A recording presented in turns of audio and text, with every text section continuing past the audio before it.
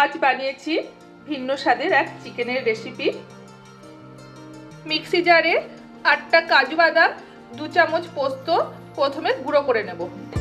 অনেকটা রসুন, 5টা লঙ্কা, 2টো টমেটো পেস্ট করে নেব।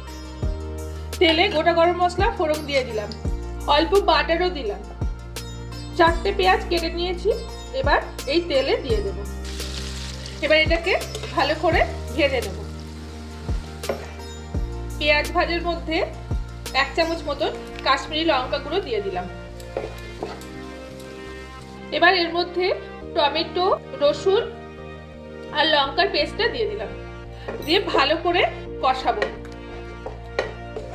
মশলার কাঁচা গন্ধটা চলে গেছে, এবার পোস্ত আর কাজু গুঁড়োটা দিয়ে দেব, দিয়ে এটাকে ভালো করে কষাবো।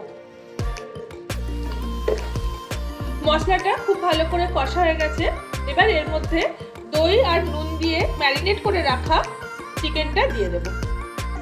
এবার এই চিকেনটা আধ ঘন্টা ধরে কষে নেব। এইভাবে আধ ঘন্টা ধরে কষা হলো। এইভাবে তৈরি হয়ে গেল একটি আলাদা ধরনের চিকেনের রেসিপি। আপনারা সবাই ভালো থাকবেন। নমস্কার।